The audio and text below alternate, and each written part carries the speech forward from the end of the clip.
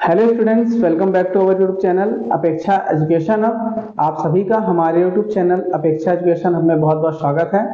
और जैसा कि आप देख रहे हैं, हमने अभी अपनी पिछले जो वीडियो पे कुछ केमिस्ट्री के क्लास 12 केमिस्ट्री के लिए कुछ बहुत ही वेरी इंपॉर्टेंट क्वेश्चंस बताए थे जो कि आपके बोर्ड एग्जाम पे आ सकते हैं। उसी तरह से हमने वहां पे आपको प्रीवियस जो हमारे स्टार्टिंग के 3 चैप्टर्स थे उनके बारे में बताया कि उनसे आपको कौन कौन से इंपॉर्टेंट क्वेश्चंस वहां पे मिल सकते हैं। अब हम आज आपको अपने ये जो अगले 3 नए चैप्टर्स हैं जो कि डी तथा एफ ब्लॉक के तत्व, उपसय संयोजी यौगिक और जो हमारा चैप्टर एमीन है, इसके जो इंपॉर्टेंट क्वेश्चंस हैं इनके बारे में बताएंगे। और साथ ही आप वीडियो पे लास्ट तक देखते रहें क्योंकि हम यहाँ पे कुछ इंटरनल चीजें भी आपको इस पे बताएंगे कि हम किस तरह से इन क्वेश्चंस के इंटरनल फॉर्म पे आखिरकार अंदर हमें और इस पे कौन कौन से क्वेश्चंस मिल सकते हैं। इन सभी के बारे में हम आपको अपनी इस वीडियो पर आगे बताएंगे।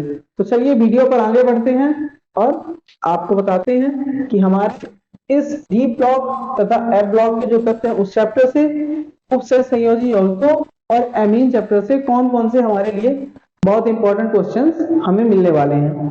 तो सबसे पहले हम देखते हैं डी तथा एफ ब्लॉक के तत्व। तो यहाँ पे आप देखेंगे, यहाँ से जो हमें एक बहुत इंपॉर्टेंट क्वेश्चन मिल रहा है वो मिल रहा है लैंथेनाइड तथा एक्टेनाइडों में अंतर लिखने के लिए। यानी कि जो लैंथेनाइड और एक्टेनाइडों में अंतर है, साथ साथ इनमें जो तुलना करने के लिए भी आपसे इस क्वेश्चन पे ऐसा भी पूछा जा सकता है कि लैंथेनाइड और एक्टेनाइड तत्वों में तुलना कीजिए। तो यहाँ से एक बहुत ही इंपॉर्टेंट क्वेश्चन इस चैप्टर का कि लैंथेनाइड तथा एक्टेनाइड तत्वों में अंतर करने के लिए।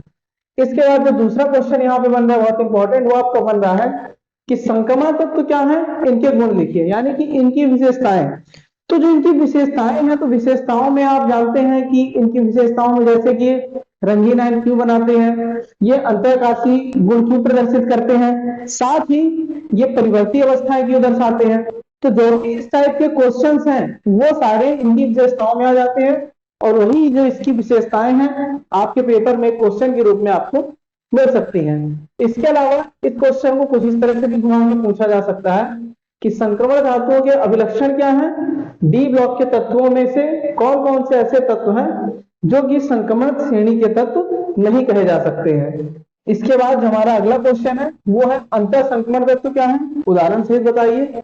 ये सारे जो क्वेश्चंस हैं संक्रमण तत्वों को लेकर के, अंतर संक्रमण तत्व क्या है, अंतरकाशी तत्व क्या है, ये सब आप एक ही टाइप के क्वेश्चंस को आप देख सकते हैं अलग अलग रूप में लिखा होगा। इसके बाद इसमें एक इंपॉर्टेंट क्वेश्चन बनता है लैंथेनाइड संकुचन क्या है, इसके कारण व परिणाम लिखिए। तो इस क्वेश्चन को भी आपको काफी अच्छे से प्रिपेयर कर लेना है, या आपके एग्जाम पे पूछा जा सकता है। इसके बाद जो अगला क्वेश्चन इंपॉर्टेंट वो है जो संक्रमण तत्व है उनके जो गुण थे उसी में से कि आखिरकार संक्रमण तत्व रंगीन आयन क्यों बनाते हैं। और साथ ही इसमें क्वेश्चन है आपका कि Cu पॉजिटिव रंगहीन है जबकि Cu निगेटिव रंगीन, इसका कारण भी आपको बताना है। तो ये काफी इंपॉर्टेंट क्वेश्चन है, ये भी आपके एग्जाम में पूछा जा सकता है। इसके साथ ही संक्रमण धातु अंतरकाशी यौगिक क्यों बनाती है, ये सारे क्वेश्चंस आपको अपने एग्जाम के लिए पढ़ लेना है। इसके बाद पोटेशियम डाइक्रोमेट बनाने की विधि आपको बतानी है, पोटेशियम डाइक्रोमेट को हम किस तरह से बना सकते हैं। और यहाँ पे कुछ कारण पूछे जा सकते हैं कि आखिरकार जैसे लैंथेनाइड को पृथक करना कठिन है क्यों, जिंक केवल +2 ऑक्सीकरण अवस्था दर्शाता है क्यों, बेर अभिकर्मक में एथिलीन प्रवाहित करते हैं, या फिर आप कह सकते हैं कि KMnO2 यानी जो आपका KMnO4 है उस पर आप HCl को मिलाएं। तो इस तरह की भी रिएक्शंस आपको यहाँ पे कारण बताने के लिए पूछी जा सकती हैं। इसके बाद इसका एक इंपॉर्टेंट क्वेश्चन ये भी है कि डी व एफ ब्लॉक के तत्वों में आपको डिफरेंस बताना है कि उनमें क्या क्या अंतर पाए जाते हैं। आगे बढ़ते हैं अपने अगले चैप्टर यानी कि उपसय संयोजी यौगिक वाले चैप्टर के लिए। तो जैसा कि आप देख रहे हैं यहाँ पे जो हमारा अगला चैप्टर है उपसय संयोजी यौगिक, इससे हमें सबसे पहला क्वेश्चन यहाँ पे बन रहा है निम्न पर टिप्पणी लिखिए। यानी कि इस चैप्टर से हमें यहाँ पे जो सबसे पहला क्वेश्चन बन सकता है वो बन सकता है कि कुछ यहाँ पे टिप्पणी लिखने के लिए आपसे पूछी जा सकती है। उसमें आपका समन्वय क्षेत्र, केंद्रीय धातु आयन, लिगेंड या संलग्नी किसे कहते हैं, या फिर समन्वय संख्या क्या है, ये आपसे क्वेश्चंस पूछे जा सकते हैं। साथ ही ऐसा ना देखा से आपसे ऐसा भी क्वेश्चन पूछा जा सकता है कि समन्वय क्षेत्र किसे कहते हैं, केंद्रीय धातु आयन किसे कहते हैं, लिगेंड या संलग्नी क्या है, इनके प्रकार बताइए, या फिर समन्वय संख्या डायरेक्ट आपसे पूछी जा सकती है एग्जाम में। इसके बाद जो हमारा इसका अगला इंपॉर्टेंट क्वेश्चन है वो है कि जो उपसय संयोजी यौगिक है उनमें समावयवताओं को समझाने के लिए। तो आप जानते हैं कि जो उपसय संयोजी यौगिक है उनमें बहुत तरह की समावयवता पाई जाती है। उसमें आपकी आयरन समावयवता, उपसय संयोजी समावयवता, हाइड्रोजन समावयवता या फिर लिंकेज या बंधन समावयवता आपसे यहाँ पे पूछी जा सकती है। इसके बाद अगला क्वेश्चन है आपका कि आपको ऑक्सीकरण संख्या, जो ऑक्सीकरण अंक होता है उसको ज्ञात करने के लिए पूछा जा सकता है। तो जो ऑक्सीकरण अंक है उसके लिए आपको एग्जाम्पल्स आपकी बुक्स में मिल जाएंगे। तो एग्जाम्पल्स आपके एग्जाम में कोई सा भी पूछा जा सकता है। कुछ एग्जाम्पल्स हम आपको अपने बोर्ड पर भी दिखा देते हैं, आप इन्हें नोट भी कर सकते हैं या फिर आप इनका स्क्रीनशॉट ले सकते हैं।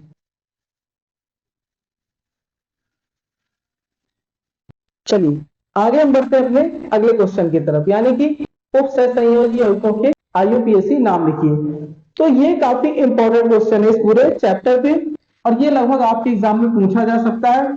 इसमें आपको उपसय संयोजी यौगिक दिए जाएंगे, इन पे आपको इनके आईयूपीएसी नाम लिख देने हैं। तो इनके कुछ एग्जांपल्स हम आपको अभी स्क्रीन पर दिखा देते हैं, आप उनका स्क्रीनशॉट लेकर के आप बड़े ही इजी तरीके से उनको आप अपने से सॉल्व कर सकते हैं। और आपको आईयूपीएसी नामकरण से अगर कोई भी डाउट्स है तो आप कमेंट बॉक्स में हमसे पूछ सकते हैं, उसके लिए हम आपके लिए नया एक वीडियो आईयूपीएसी नामकरण पे बना देंगे। इसके बाद आगे हम बढ़ते हैं इस चैप्टर पे। आपको एक नया क्वेश्चन है, वर्नर के उपसय संयोजी सिद्धांत को उदाहरण से समझाइए। तो ये जो क्वेश्चन है ये भी आपका इंपॉर्टेंट क्वेश्चन है, आपके एग्जाम में पूछा जा सकता है, इसीलिए हमने आपको इस क्वेश्चन के बारे में बताया इस वीडियो पर।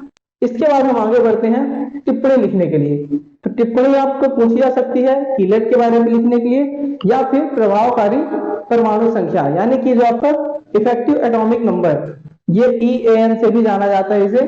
तो इसके बारे में भी आपसे इस क्वेश्चन पेपर पे ये क्वेश्चन पूछा जा सकता है या फिर आपसे डायरेक्ट क्वेश्चन पूछा जा सकता है कि कीलेट किसे कहते हैं, इसका महत्व बताइए। साथ ही EN जो है आपका प्रभावकारी परमाणु संख्या, इसको भी आपको डायरेक्ट क्वेश्चन के रूप में पूछा जा सकता है। इसके बाद आगे हम बढ़ते हैं त्रिक लवण और संकुल लवण में जो यौगिक पाए जाते हैं उनमें आपको अंतर भी पूछा जा सकता है। तो इस चैप्टर से आपके फिलहाल ये काफी क्वेश्चन, ये जो हमने आपको बताए यहाँ पे 7-8 क्वेश्चन, इनमें से आपको जरूर बोर्ड पेपर में एक क्वेश्चन जरूर आपको यहाँ पे फंस ही सकता है। तो आप इन क्वेश्चंस को बड़े अच्छे तरीके से पढ़िए। हम आपके लिए ऐसे वीडियो क्रिएट कर रहे हैं जो कि आपको आपके बोर्ड एग्जाम पे एकदम शॉर्ट से शॉर्ट टॉपिक, जो कि शॉर्ट से शॉर्ट आपको क्वेश्चंस हम दे रहे हैं कि इन क्वेश्चंस में से आपके बोर्ड एग्जाम में जरूर क्वेश्चन आएंगे, तो आप इन्हें बड़े अच्छे तरीके से पढ़िएगा। और हम काफी कम से कम क्वेश्चंस आपको यहाँ पे इसीलिए प्रोवाइड कर रहे हैं। इसके बाद हम आगे बढ़ते हैं अपने नेक्स्ट चैप्टर यानी कि एमीन। एमीन चैप्टर से आपको बहुत सारे क्वेश्चंस देखने के लिए मिलेंगे।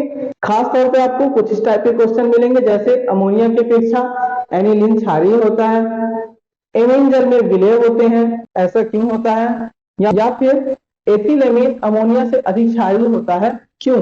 तो इस टाइप के क्वेश्चंस आपको काफी मिलेंगे। इसके साथ साथ आपको यहाँ पे कुछ कारण बताओ करके भी क्वेश्चंस पूछे जा सकते हैं। आप आगे देखेंगे कि यहाँ पे इसके बाद आपसे ये भी क्वेश्चन पूछा जा सकता है कि प्राथमिक द्वितीयक व तृतीयक एमीन को उदाहरण सहित बताइए। साथ ही इस चैप्टर में आपको यहाँ पे कुछ अभिक्रियाएं मिलेंगी जैसे कार्बिलेमीन अभिक्रिया, हाफमैन ब्रोमाइड अभिक्रिया, मस्टर्ड ऑयल अभिक्रिया, सैंडमेयर अभिक्रिया, डाई एजोरीकरण अभिक्रिया या फिर शॉर्टन बामन अभिक्रिया। तो ये जो चैप्टर्स पे पूछी जाने वाली अभिक्रियाएं हैं ये बहुत इंपॉर्टेंट है, आप इनको पढ़ लीजिएगा। आपसे शॉर्ट नोट करके या फिर टिप्पणी टाइप में एक एक नंबर करके ये जो अभिक्रियाएं ये पूछी जा सकती हैं।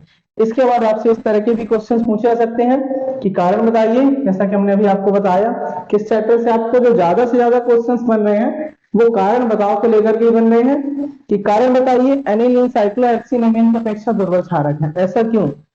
एल्किल हैलाइड के अमोनिया अपघटन से शुद्ध एमीन बनाना कठिन है, ऐसा क्यों। या फिर केवल समीकरण लिखने के लिए आपको दे दिया जाएगा, यहाँ पे कुछ आपको ऐसे रिएक्शंस दी जाएंगी जिससे आपको सिर्फ और सिर्फ समीकरण लिखना है। तो ऐसी रिएक्शंस के कुछ एग्जांपल्स हम आपको अभी अपनी स्क्रीन पर दिखा देते हैं, आप इनका स्क्रीनशॉट ले लीजिए और आगे जो है आप इन्हें अपने से यहाँ पे सॉल्व कर सकते हैं।